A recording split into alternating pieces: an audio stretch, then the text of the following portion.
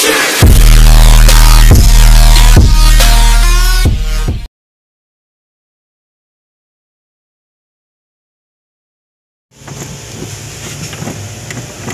hello guys, topic natin ngayon ay itong yung Hyundai Starex. Meron tayong problema.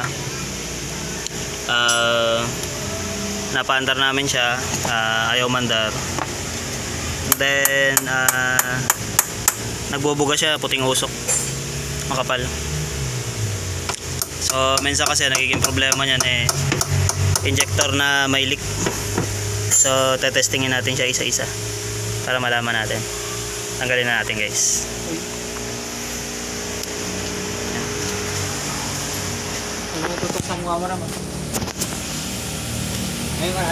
Kailangan tanggalin naman natin itong mga return. Mga return niya ng diesel. Then sabay natin itong socket.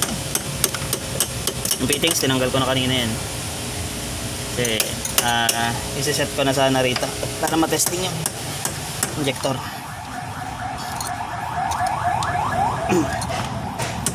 Then kailangan meron tayong Allen wrench.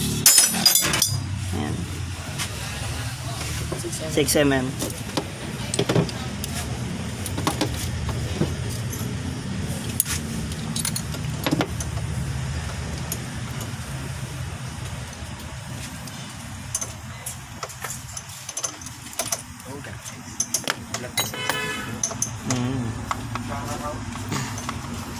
So sa una guys, medyo matigas to.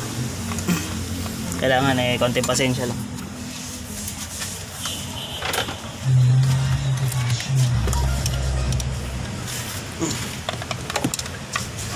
Para hindi mapuwersa. Yan.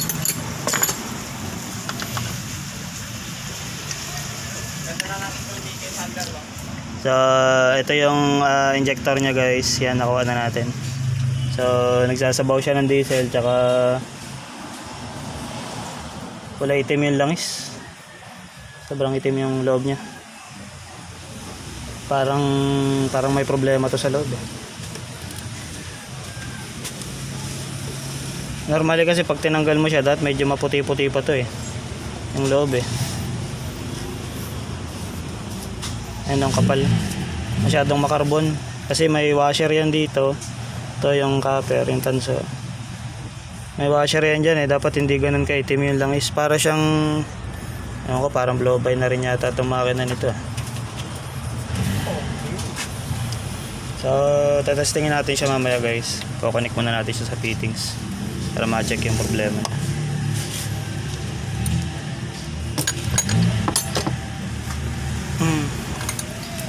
Minsan pagka ganito, pinapacheck kasi namin ito minsan sa calibration. So pwede natin siyang manualin dito. Nga lang, hihilutin lang natin yung tubo niya para ma-check baka mamaya kasi pag nagre-redondo siya, nag-i-spray kaagad siya kahit na wala pang kuryente. Minsan kasi ganun yung mga injector natin, minsan nag-i-spray na kaagad siya kahit wala pang kuryente pag may leak na yung return nya. So, para na siyang parang nagsisignal na yung computer nya na mag-spray kahit hindi naman. Mechanical problem yun.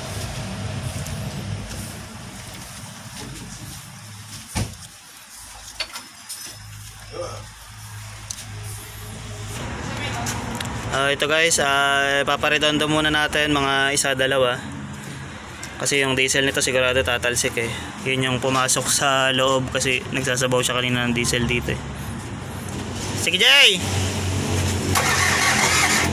Sige!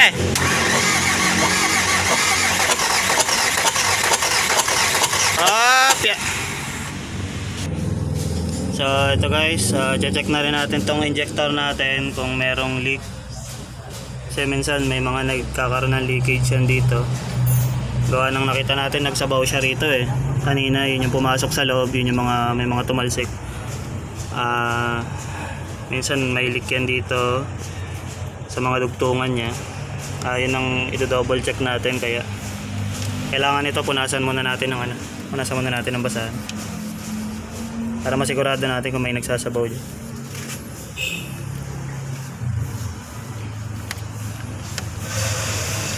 Yay, testing!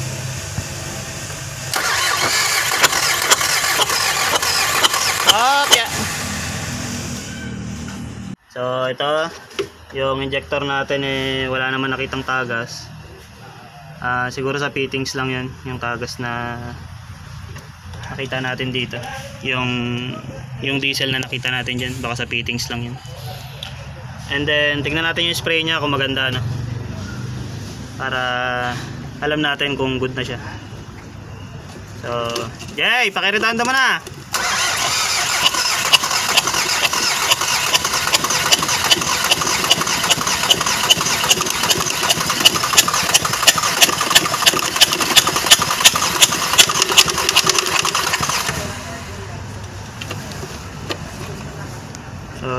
Parang walang spray guys, parang wala na akong nakita. Ulitin ulit natin. Pause mo na. May spray siya. Lakas. Ayos tong injector na to. So dahil okay naman tong number 1 natin guys, wala naman siyang leak, walang nag build up na diesel dito, walang tagas. Bubuuin na natin to. Kahit sa fittings, ito meron nga siyang tagas konti sa fittings. So kailangan na lang iigpitan. Kaso ayaw niya pa rin umandar guys. Then tetestingin natin yung tatlo pa na natitira. So kalagin na natin. Few moments later. So ito na yung number 2 guys. Tetestingin natin. Mamaya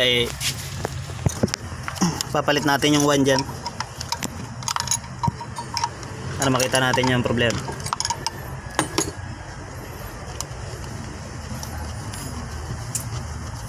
Yung 1, so nakita na nga natin, no? Maganda naman pala yung spray nya. So malamang sa malamang walang problema yan. Nakita natin nag-atomize siya. Sabihin parang condition pa siya. Nga lang napansin natin sa gilid-gilid niya guys kanina, punong-puno ng carbon. Meaning baka nagkakaroon ng leakage, partial leakage doon sa gasket niya, sa washer niya. No?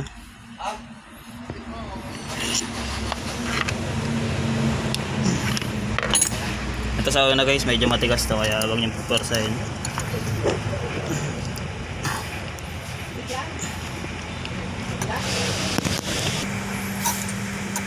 Ito, umangat na to yung number 2 nya. Yan, inspeksyonin natin na para siyang makalawang. Then babad din siya ng diesel guys. So malamang may tagas din ng diesel ito. Check natin mamaya, liligtas natin. Punasan natin.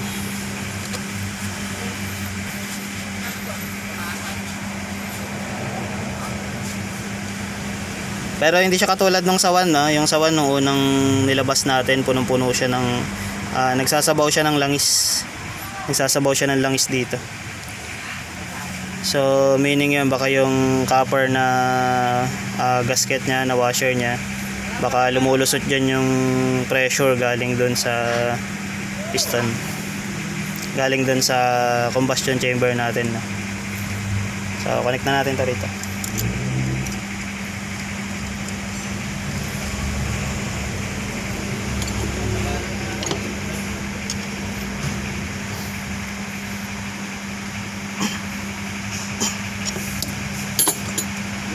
Then yung matino natin na isa, yung 1, alam naman nating matino siya. So dilinisan muna nating mabuti ito bago natin ilapat. Kasi parang hindi maganda yung pagkakalapat nitong washer doon sa 1 doon sa baba. So kailangan siguro siya malinisan muna din bago natin isulit. So So ito na guys, malinis na siya. Kakabit na natin. So nga pala, wag natin kalimutan na lagyan ng konting grasa. Kasi pagka nilagay natin yung washer dyan, minsan pag tinayo natin, nahuhulog agad na. So hindi siya lumalapat. So para ma-maintain natin na nakadikit pa rin siya hanggang sa maisalpak natin siya sa baba. Yan, nilagyan ko siya ng grasa. Then pati yung o-ring niya rito, syempre kasi nag-touch yan sa mga bakal at saka sa mga sa aluminum na ano niya, sa aluminum na housing niya. Syempre pag may mga konting dumi-dumi, tsaka the next time na tanggalin siya, masisira yung o-ring niya pagka walang grasa. Kaya yan, nilagyan ko na rin.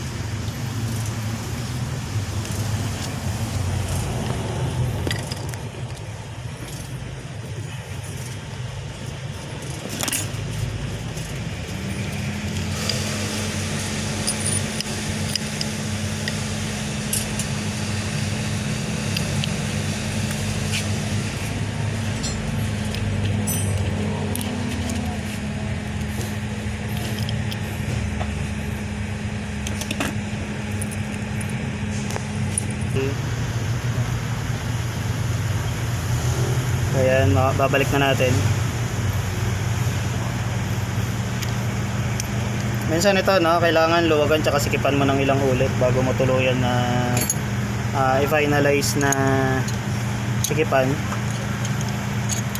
para ma-ensure lang natin na lumapat siyang mabuti.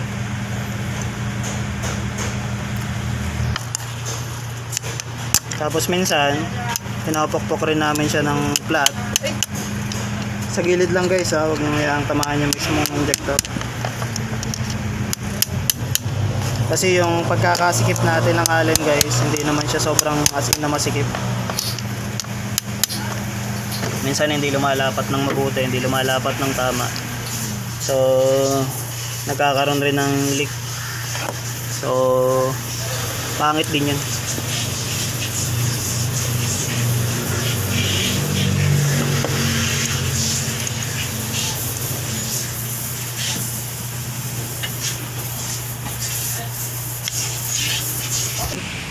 Number 2 nya. So maya maya re-redondo na natin para matesting. Nisan ko lang ng konti. Ay lumabas ng washer. Yan. So ito guys, testingin na natin tong number 2 natin. So maya maya re-redondo na natin yung makina, no? Unahin muna natin leak testing. Mamaya na tayo mag-test ng spray niya kung maganda. So ulitin ko lang yung sa leak testing, parang ganun pa rin sa dati. Titingnan natin kung meron mga nagsasabaw dito sa mga dugtungan niya. Dito lang naman yan, isa, dalawa, tsaka tatlo. Kasi yung ibang ginagawa namin minsan, meron mga nagsasabaw na diesel dito, kaya pala ayan yung umandar ng maayos. So testing natin. Jay, pakiliton mo.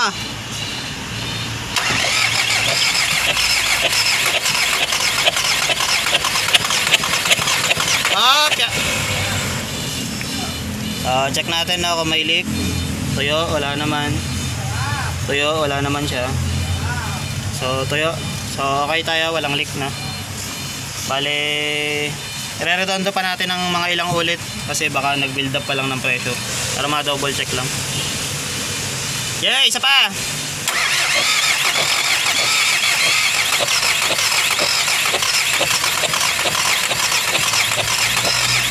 Up, yeah. So yan, sigurado nag-build up na ng pressure yan. Ayan, check natin kung may leak. So wala naman guys, wala siyang leak na. Yung spray na lang ng injector, check natin kung maganda.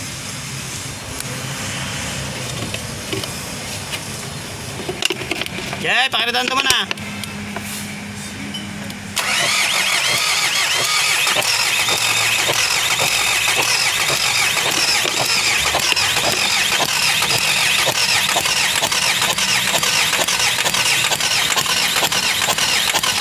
So yan, kita natin guys, maganda rin yung spray nitong to. Ayos naman siya. So kung sa leak, check natin. Wala naman, no, tuyo pa rin.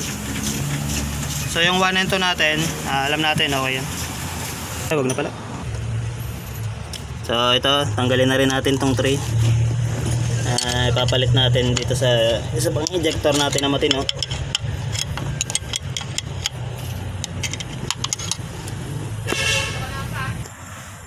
So ito yung tray guys. So hindi naman siya makarbon, no? Yung nga lang parang soak siya ng diesel. So siguro dahil nga dito yung dahil yung nagsabaw na diesel diyan, pumasok lang rin sa loob. So pero hindi naman siya makarbon, di gaya nung sa 1 kanina. Sa 1 kasi kanina ang kapal ng carbon eh. Nandito siya. So testingin na rin natin 'to para masintensyahan at malaman natin. So testingin na natin tong number 3 natin. Nilik test ko na siya kanina, wala naman leak. So tuyo eh. Yung spray na lang kailangan natin testingin guys. Yeah, sige.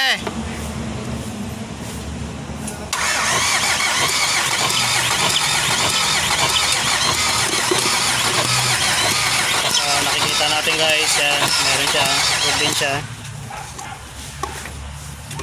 So okay rin yan yung number 3 natin. Sana lang last one, number 4. Go. So last one guys, ito na lang natitira yung number 4. Papalit natin siya sa huling injector na matino na binunot natin. So ito yung 4 guys, tinanggal natin. Kita natin malinis rin siya guys, maayos siya. So tetestingin na lang natin siya maya maya. May yun nga, parang ganun din sa issue natin sa 1 tsaka 3. May nagsasabaw kasi diesel sa ibabaw eh. Yun lang yung natapon sa baba. Sa number 4 na to, ito na yung huling injector na tetestingin natin. So sige, redondo na natin para makita. Yeah, game na!